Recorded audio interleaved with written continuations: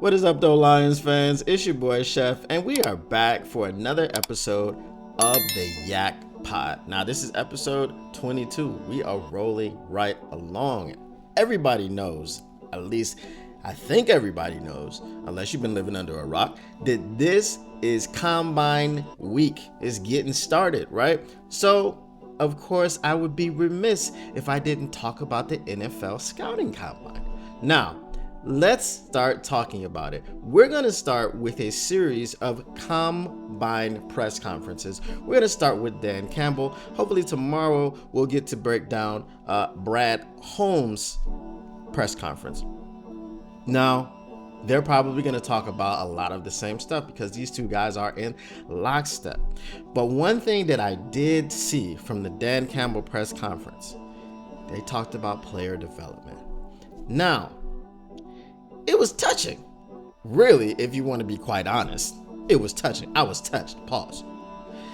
They talked about, well, I should say, he talked about J-Mo. He talked about Jalen Reeves-Maybin. He talked about Jared Goff. He talked about Hendon Hooker.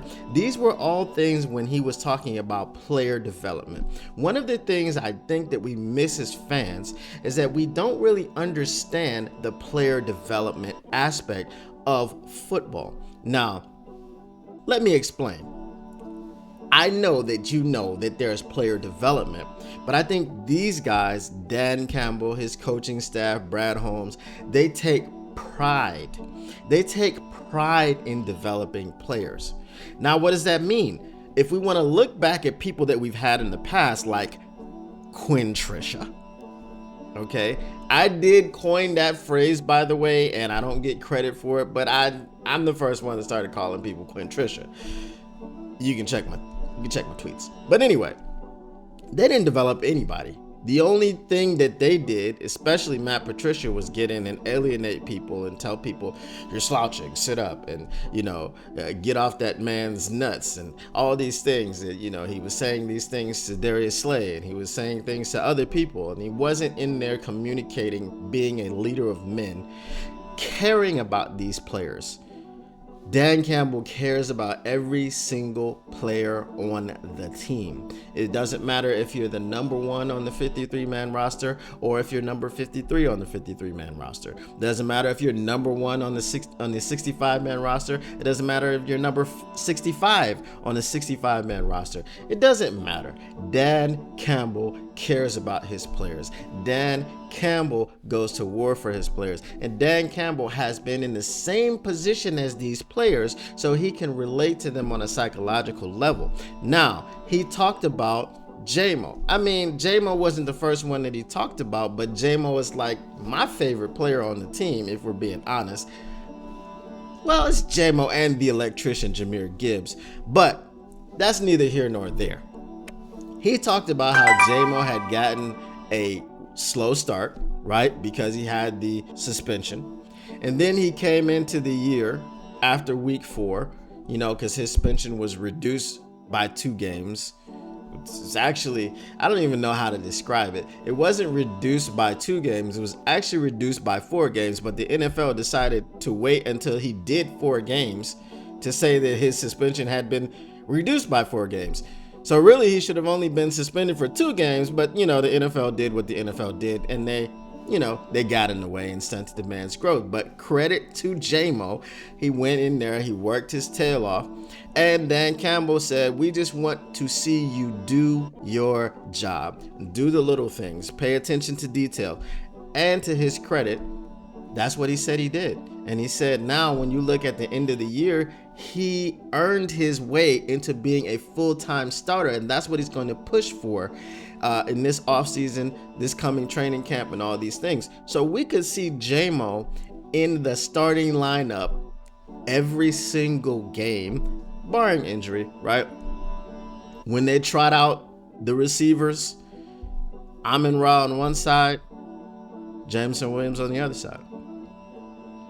So Dan Campbell just told us that Jameson Williams is competing to be the bona fide number 2 receiver on this team.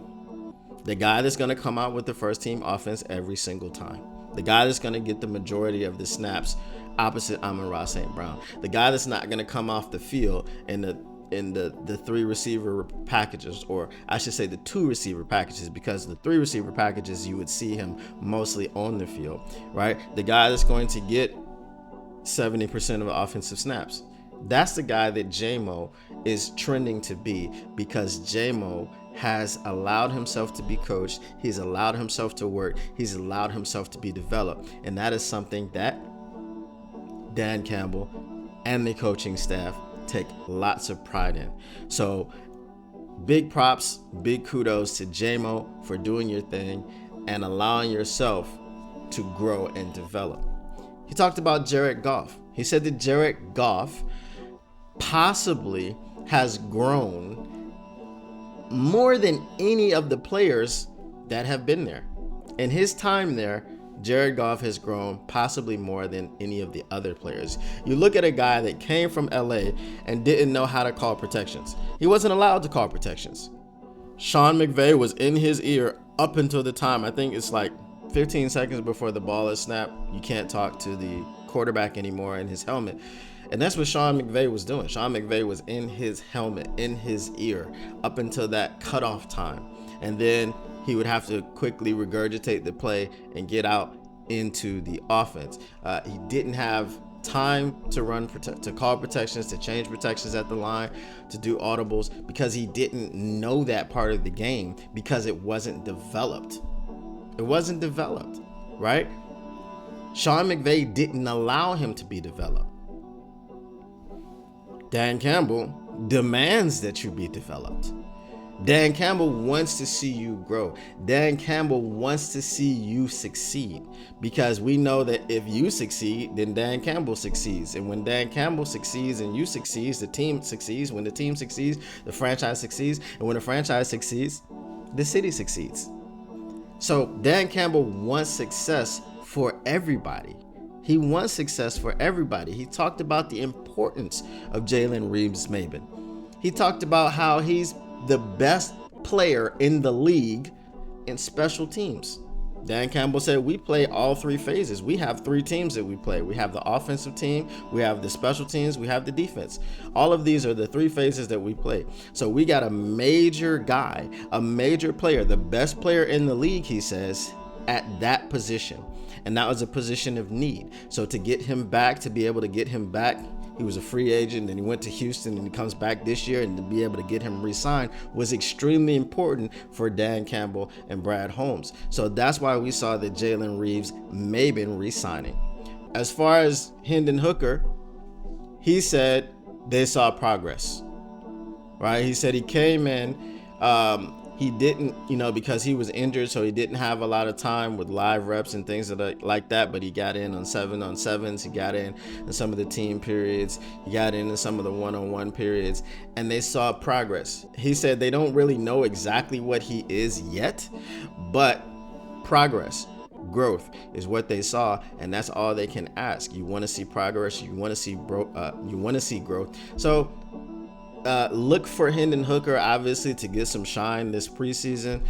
He's going to get his shots in training camp. And I'm not saying, for all the diehard golf fans out there, I'm not saying that he's going to get his opportunity to replace Goff. But what I'm saying is he's going to get his opportunity to show Dan Campbell and Brad Holmes and the rest of the coaching staff and the rest of the team what he truly is. So they believe in his potential. He's got a lot of it. That's why he got drafted. Obviously he was on his way to winning the Heisman Trophy before he got injured.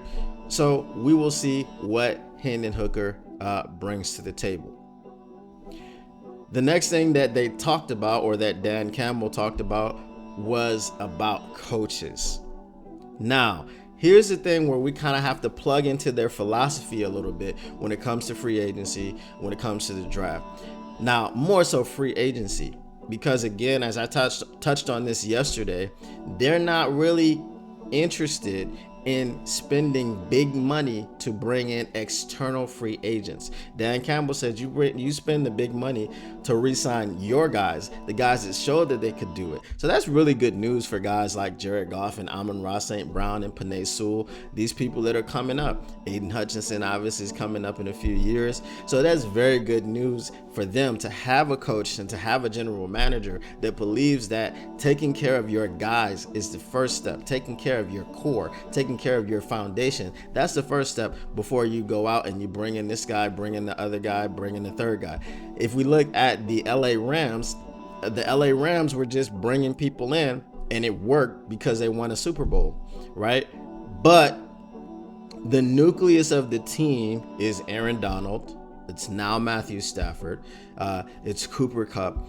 These guys are the nucleus. So when they have their nucleus taken care of, then the team can grow and grow and grow. So these guys are really invested. And it's what makes it a great culture. It's what makes it a great franchise, because from the top down, from Sheila Ford Hamp to Brad Holmes to Dan Campbell, these people are very, very invested in all of the people inside of the building. Now, when we talk about the coaches, he said he wants all of the coaches to feel like they are the head coach in their own room. So your secondary coach needs to feel like he's the head coach of the secondary. Your linebackers coach needs to feel like he's the head coach of the linebackers. Your defensive line coach needs to feel like he's the head coach of the defensive line. He said micromanagement is not what you want to do. And now any one of us that has been in the workforce, we can 100% agree with Dan Campbell.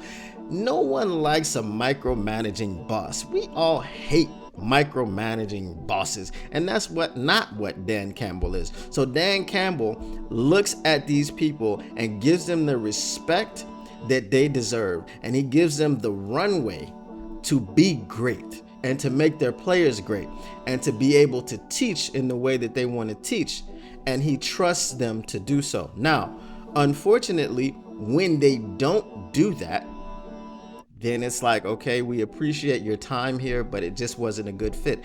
And that's what happened with the coaches that left, or the coaches that were not retained or not re-signed, or, we don't want to say fired, but the coaches that were not brought back, okay, like a John Scott, like a Dre Bly, like a John Fox, and, these people, it just wasn't a fit. So whatever they were looking for from their coaches, and we know what they're looking for. Now, when you're the head coach, accountability comes with that. So if you are the secondary coach and your secondary is not very good, I understand we had a lot of injuries and we had a lot of moving pieces and things of this nature. But if you look at when Aubrey Pleasant was fired, okay, our secondary wasn't very good, but it did improve after he was fired and someone else moved in to replace him. I mean, any secondary with Jeff Okudah in it as a starter isn't going to be very good. I hate Jeff Okudah as a football player. I do not like him. I will never mince words. I will never be shy. And I will never say that a man who was picked number 3 overall to play the cornerback position should have looked like he never played the cornerback position in his life. I will not back down from that. You can fight me if you want to. I do not care. That man was terrible, okay? And I know that there are still some fans in Detroit that have some sort of reverence, some sort of something for him, and I don't know why. He was a number 3 overall pick, but he was the wrong pick. So let's not do the whole, he was drafted number 3 overall, so he must have been. No. He was the wrong pick. He shouldn't have been drafted. That's neither here nor there. Let's get back to what we're talking about, because as I've said before, and I think at one point, one day, because just to put this to bed, I'm going to have to do a Jeff Okudah episode. Maybe. Let me know in the comments below if you want to see that, because I will do it. I will pull up stats, I will pull up film, and I will go in on this man if you need the help to rid yourself. Because this isn't irrelevant. Okay, Jeff Okudah is about to be a free agent, and there were talks. I don't know if they were joking or if they're serious, but there were talks like, maybe we should, hey, I mean, he's going to be cheap. He's going to be cheap for a reason. Okay? The secondary got better when he left. Kendall Vildor is better than Jeff Okudah. Okay? He just is. He just is. He's in position. He's not getting burnt as much. Okay? Jeff Okudah's nickname was Burnt Toast. Anyway, let's get back to the coaches, man. So when you are the head coach of your room, of your unit, then you're going to be held accountable. So like I said, John Scott was preaching violence and being violent with your hands and all of these things. And that's great. But none of us would be, what's the word that I'm looking for? None of us would be accurate if we said that the defensive line did not underperform this year. The defensive line did hurt us in that NFC Championship game. I mean, the whole team hurt us in the second half of the NFC Championship game. But the defensive line didn't do us any favors. Now we have Terrell Williams. Dan Campbell called Terrell Williams the best defensive line coach in the NFL. Let that sink in. Dan Campbell called Terrell Williams the best defensive line coach in the NFL. That is high praise. That is high praise. He said if he's not the best, he's right up there, right? Now, also Terrell Williams, fun fact, and you'll find out more about this tomorrow, I guess, was the position coach or was the defensive line coach for Brad Holmes when Brad Holmes was in college at North Carolina A&T. So, you know, hey man, these things go deep. These connections go really deep. So like when they say it's not what you know, it's who you know, that's very, very, very true in the NFL. But anyway, so now we can look at guys like Broderick Martin, who really couldn't find the field last year. And Brad Holmes identified him as a piece that could help this team. And we all trust what Brad Holmes says when he drafts people, right? I think now, after this last year's draft, we have to have complete trust. Because like I said, a lot of people were upset about the Gibbs pick. Shout out the electrician. A lot of people were upset about the Jack Campbell pick. A lot of people were upset about the Sam Laporta pick. A lot of people were upset about these picks. The only pick that people really liked was the Brian Branch pick because we felt like we got the steal of the draft, which I believe that we did. But after you saw that the electrician was electric. That's why I call him the electrician. He electrified us as soon as that Baltimore Ravens game came along, because obviously he wasn't getting used a lot. But when he was forced into the entire playbook pretty much because we were getting blown out by the Ravens, and we ultimately got blown out by the Ravens, his role expanded and he just took off. Like we know, he had just 55 yards short of 1,000 yards rushing, and that's in like, let's be honest, that was in like 11 games, because whether it was missing games due to injury or whether it was just really being sparsely used, he didn't really get that workload except for those final 11 games of the season, and he did very well. So we know about him. But Jack Campbell, he came on towards the end there. We know what Laporta did. I mean, Laporta was an all-pro as a rookie, and everyone, like, so when Laporta was picked, it was like, oh, Michael Mayer is still there, or Luke Musgrave, or Michael Mayer. Okay. All right, cool. The Raiders got one. All right. Anyway. So we have to trust Brad Holmes, right? We trust Brad Holmes. So now this Broderick Martin situation, Broderick Martin has a chance to work with the best defensive line coach in the entire NFL. Now, if Terrell Williams can't unlock Broderick Martin, then maybe Brad Holmes saw something that just wasn't there. But I don't think that's going to be the case. I think that we're going to have, if not a big season from Broderick Martin, he should at least look to be a consistent rotational piece in that defensive line rotation. We don't even have many defensive tackles on the roster right now. I think we just have 3. So Liam McNeil, Levi Onwuzurike, and Broderick Martin in that order.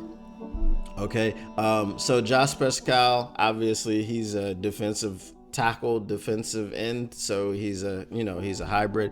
He can play inside, he can play outside, but you have to look for these guys to benefit from working with the best defensive line coach in the NFL. He's also the defensive run game or pass game coordinator, correct? Which there is one of those. I don't remember right now offhand. But Dan Campbell talked about how smart he is, how experienced he is. So he's going to hopefully take the people that we have on the defensive line right now, and he's going to level them up. But also what's going to happen is that the people that we sign, they're going to come in and they're going to be able to get that coaching too. So that defensive line that Terrell Williams is the head coach of, they shouldn't have a season anywhere near as underperforming as they had this season. So the coaches are a big part of the culture. The coaches are a big part of the player development. The coaches are a big part of why this culture and this organization has been able to have success over the 3 years that they've been here. So the philosophies that they have, they just keep on with these philosophies. So it was very interesting to watch Dan Campbell talk about these things and to hear the things that he said and to understand like how he thinks about certain things, how him and Brad think about certain things. And if you haven't seen the press conferences, I would say go ahead and look at them for yourself, because obviously I'm breaking down and reacting to them. But I think it's something that every Lions fan should familiarize themselves with so that we can understand this is how the thing really works in the NFL. And hopefully it's going to bring us some Super Bowls so that we can just not have anything to say, right? They say in Brad we trust. So let's trust him to draft. And let's trust him to get the right free agents in here. And let's trust him to continue building this culture. Dan Campbell and everyone, the staff, the ownership, everyone together in lockstep. It's a beautiful thing that we've never seen in Detroit. We've had the players, Barry and Calvin. We had Ray Crockett and Benny Blades and Johnny Morton and all, we had players, man. We've had players. We've had Joyke Bell. We've had Reggie Bush. These players were good at a time. We've had Darius Slay. We've had Megatron. We've had, I don't want to say Roy Williams, because Roy Williams was a fleecing. We fleeced the Cowboys with Roy Williams. But we've had bona fide stars. We've had bona fide players, and we've had bona fide teams, but we didn't have a bona fide culture, bona fide structure, and this is why we never had any success. But that was why this year felt like, or this past season felt like we really were going to go to the Super Bowl. And that wasn't anything false or funny or strange to understand when we went into halftime of the NFC Championship game. Man, we were buying tickets. We were making plans. People were going to be in Vegas. But that's not what happened. But this thing, I really believe, understanding their philosophy, getting a look into how they view the whole process, man, I think we're set up for sustained success over a number of years. And especially even if Dan Campbell's not the coach for life, if Dan Campbell's not a Andy Reid who did 14 years in Philadelphia and is just, he's going to finish his career in KC after multiple years.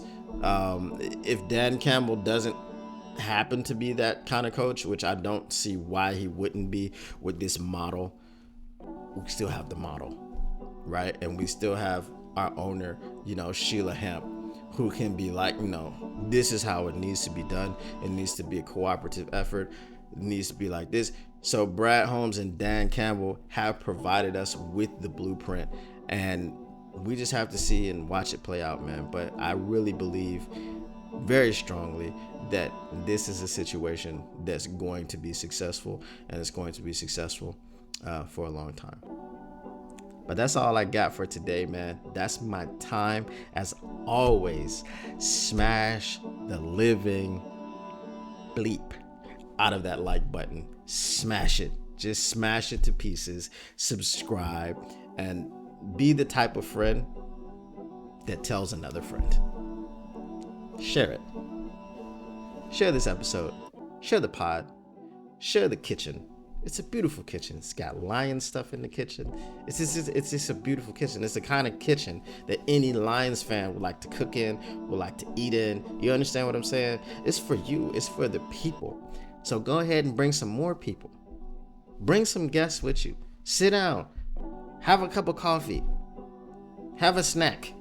You know what I mean? Have some cake. Have a biscuit. Have some donuts. With your boy. As always, I will see you next time. Peace.